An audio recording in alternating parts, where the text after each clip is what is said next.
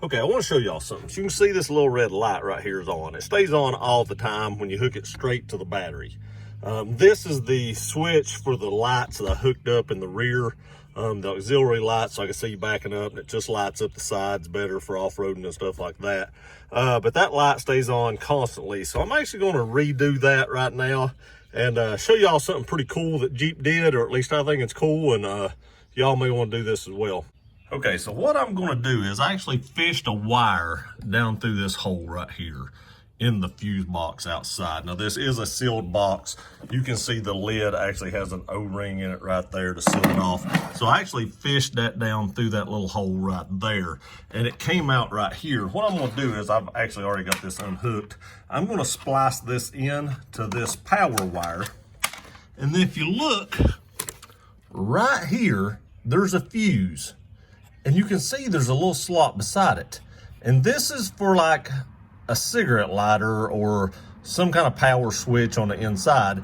And when it's in this position right here on the passenger side, this switch only works, or this fuse only works when the ignition's on. If you pull this fuse and move it over one slot, just one little notch, that way this peg will be in this notch and this peg will be in this notch because there's 3 slots. It actually stays on constantly just like it does right now. So if you have the vehicle off, you should be able to move this over here and still use the lights in the back and use the cigarette lighter and stuff like that, or the power outlet. And then if you move it back over here, you don't have to worry about that little light staying on and possibly run your battery down. So I'm actually going to put in an add fuse that I ordered from I believe it was Advance Auto ordered this from. Now the top fuse is the one that's going to be, for the rear lights, and the bottom fuse is going to be this 20 amp fuse right here. I believe my light fuse is actually a 30 amp fuse.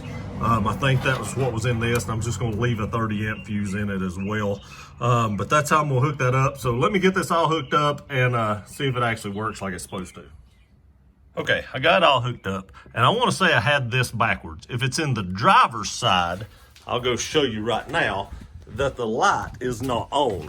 If you move it to the passenger side, the light will come back on. So right now, this isn't getting any kind of fire to it until I put the key in the ignition, and then you can see it does come on then, and when I turn the key off, it goes back off. Now, if I take this and I pull it out, and I move it over, if I can get it out, and I move it over one slot. You can see there's 3 slots there. And if I move it over to the passenger side slot, and we go back inside and check, there should be a light on. And sure enough, there is. So I think that's pretty cool that Jeep actually does that.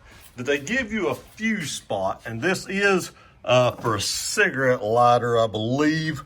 We got 2 25 amp right there on the side. Let me see if I can turn this thing the correct way and try to figure out. Okay, so what that one is a M7. And if we look on here, because you can see right here, M7 is a little bit wider. So if we try to find M7, let me see if I can find it real quick. I think it's down here in the bottom. It says M7, I don't know if you can see that or not, is a power outlet. A battery accessory select. So yes, this is a power outlet in the vehicle. So it's getting constant power now. And like I said, how I want it is over here on this side over here. And it only gets power when the ignition key's turned on. Now my backup lights, or those accessory lights, will only work when the ignition's on. I don't have to worry about that bulb getting constant power and stuff like that, or draining the battery or anything. Not that it would have, but I don't have to worry about that, especially now. But if I'm camping or I'm parked somewhere or something and need them, all I gotta do is move this over. And that's gonna be a lot fewer times than